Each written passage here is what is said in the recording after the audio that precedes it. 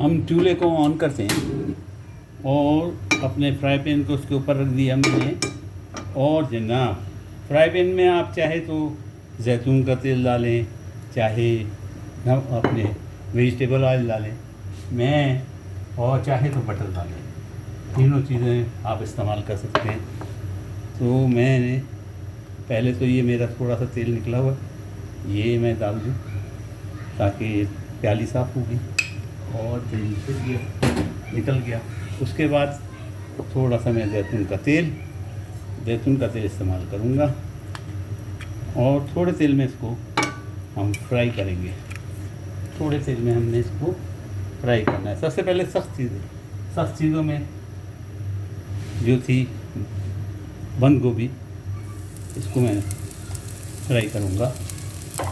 और फ्राई करते करते इसमें थोड़ा सा आप पानी का इस्तेमाल कर सकते हैं, तो आप कीजिएगा ताकि चीज़ गल जाए। थोड़ा सा पानी,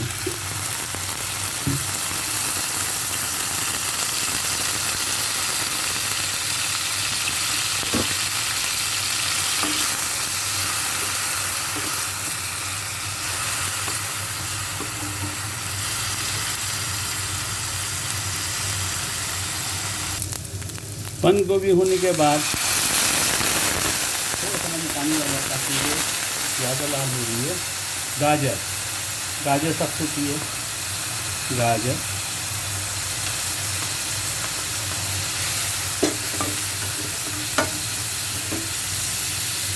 थोड़ा सा पानी,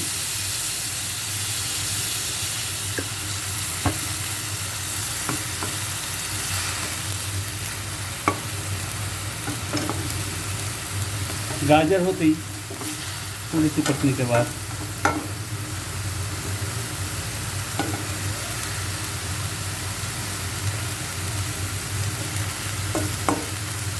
जैसे ही रंग गाजर का चेंज होने लगे, हम शिमला मिर्च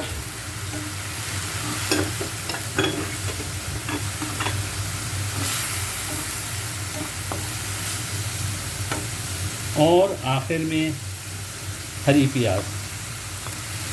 याद रहे चाइनीज़ भी इसी तरह करते हैं, मगर उनके इसमें विनीगर्स बहुत होते हैं और सोया सॉस वगैरह जो होते हैं बहुत सारे कलर के होते हैं, वो बहुत यूज़ करते हैं। हम इसमें इस्तेमाल ज़्यादा नहीं करेंगे। और अब रह गया इसमें थोड़ा सा पानी डालें और नमक। अब हम डालेंगे इसमें नमक।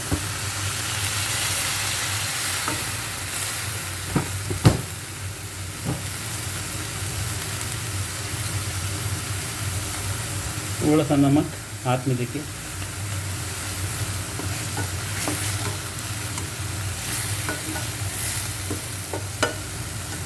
कच्चा पक्का होना चाहिए, सब्ज़ी ज़्यादा पके नहीं, कच्ची पक्की होनी चाहिए। जब सब्ज़ी होने पे आए, सब्ज़ी को साइड में कर लीजिए, इस तरह बर्तन टेढ़ा कर लीजिए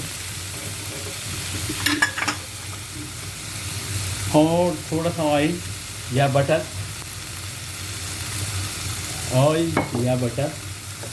मैं ऑयल डाल रहा हूँ थोड़ा सा। सब्ज़ी हमने साइड में कर दी, चूल्हा बिल्कुल ऐसा कर दिया और थोड़ा सा ऑयल डाला है और सिर्फ 30 सेकंड के लिए या 1 मिनट मैक्सिमम झींगे पकाएंगे।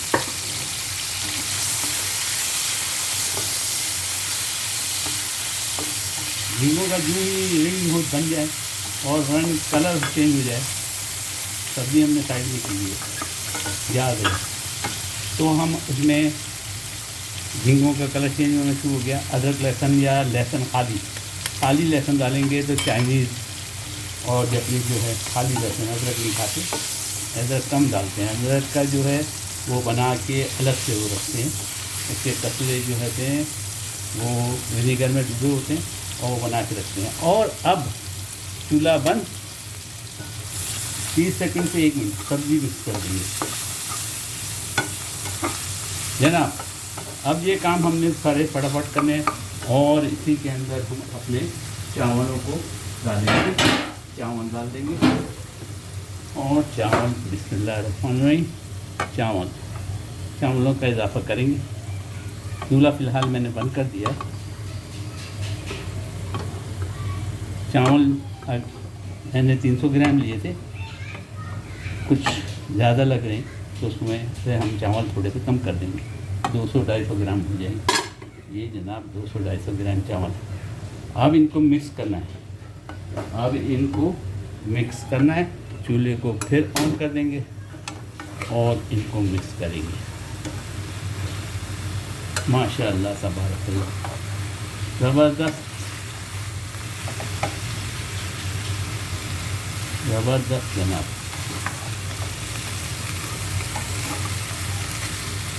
जनाब माशाअल्लाह तबारक।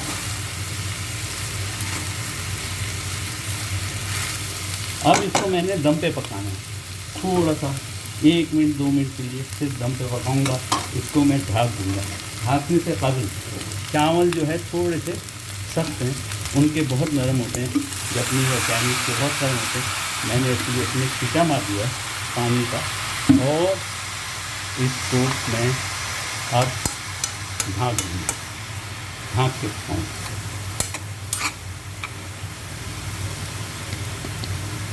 अगर चावलों की कमी दिखी तो मज़ीद चावल भी इसमें इजाफ़ा किया जा सकता है। चावल हमारे पके हुए रखे हैं, उन पर इजाफ़ा किया जाता है। तमाम को हमने मैश कर दिया अल्हम्दुलिल्लाह, और ये हमारे चावल तकरीबन तैयार। इसको मैं रखूँगा 3 मिनट मैंने इसमें दम दे दिया चावलों को। अल्हम्दुलिल्लाह चावल मेरे तकरीबन तैयार हो गए। अब सिर्फ इसको सोया सॉस डालना बाकी है। जापानीज़ जो है दूसरे सॉसेस कम इस्तेमाल करते हैं, सोया सॉस डालते हैं। तो मैं सोया सॉस डालने के लिए मैंने दूसरा फ्राई पैन इसके ऊपर रख दिया है और जनाब दूसरे फ्राई पैन को मैं गरम करूँगा और इस फ्राई पैन को भी थोड़ा तिरछा खड़ा कर दूँगा ताकि कोने में ही काम हो जाए इसका। ये गरम कर दिया और गरम होने के बाद थोड़ा सा पानी, याद रहे सोया सॉस जो है जापानीज़ जो है डायरेक्टली डालते, बल्कि उसको पका के डालते हैं। तो मैं उसको पकाने के लिए, और मेरे पास है जनाब मैगी का सोया सॉस, ये कच्चा भी डाल सकते हैं, ऊपर भी डाल सकते हैं, लेकिन मैं इसको जापानीज़ तरीके से डालूँगा। जापानीज़ जो है इसको अनारदाना ताज़े को मैंने फ्रीज़ किया हुआ था, अनारदाना मैं डालूँगा। जापानीज़ अनारदाने का इस्तेमाल करता हूँ, इसलिए मैं अनारदाना इसमें डाल दिया जो पक रहा है। और जब अनारदाना गर्म हो जाएगा, पकना शुरू हो जाएगा, तो इसमें मैं थोड़ा सोया सॉस डालूँगा। सोया सॉस याद रहे हमने डार्क कोई सॉस नहीं इस्तेमाल किया, विनीगर इस्तेमाल नहीं किया। थोड़ा सा नमक, 1 चुटकी नमक इसमें डाल दिया। इसको हमने पका लिया और पकाते ही इसका तड़का हम अपने चावलों पे देंगे। ये पकाते ही इसका तड़का हम अपने चावलों पे देंगे। चावलों की मैंने 2 बार सामने ले आया हूँ कढ़ाई, और ये जो तड़का है ये चावलों को नीचे जाएगा। चावल हटा दीजिए, नीचे डालिए ताकि चावलों का रंग ख़राब ना हो। और मैं अपने इस ढक्कन को हटा दूँ, जो मेरा हाथ गर्म हो गया तो मैं हाथ से लग रहा है, मैं ज़रा सा इसको हटा दूँ।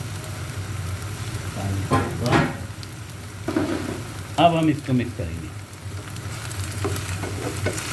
माशाअल्लाह तबारक, माशाअल्लाह तबारक।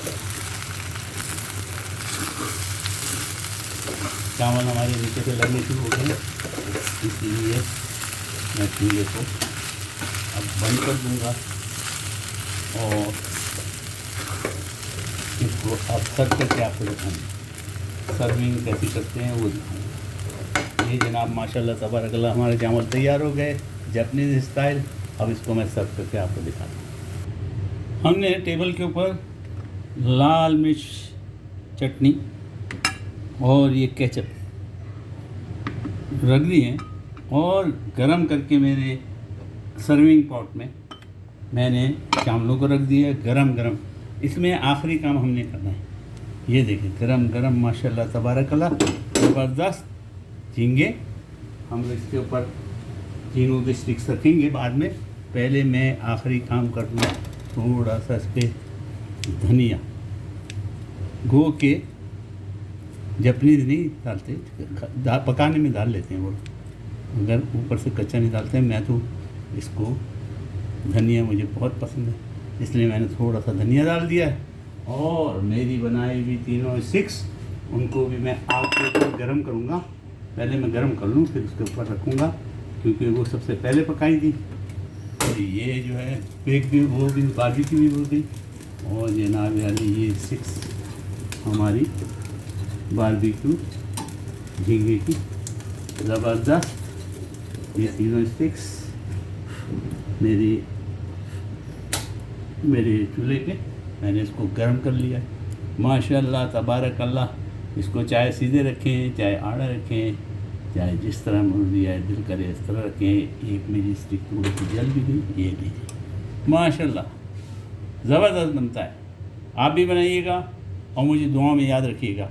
चाइनीज़ और जापानीज़ खाने में थोड़ा सा फ़र्क है, इसमें चिली नहीं है, उसमें चिली होती है, उसमें सॉसेज बहुत डलते हैं, उसमें ये जो होता है अपना सोया सॉस बहुत डलता है। मैं एक दो कतरे मेरे सोया सॉस के बाद इस पर भी डाल दिए, बारबेक्यू पे भी डाल दिए अल्हम्दुलिल्लाह। तो मुझे दुआ में याद रखिएगा, ज़रूर बनाइएगा। और लाइक और सब्सक्राइब तो बनता ही है। एक दफ़ा नज़दीक से दिखा दूँ आपको, ज़बरदस्त खाने में मज़ेदार और सिंपल। दुआ में याद रखिए। मैं आपको अल्लाह के हवाले करता हूँ। फ़ी अमानिल्लाह।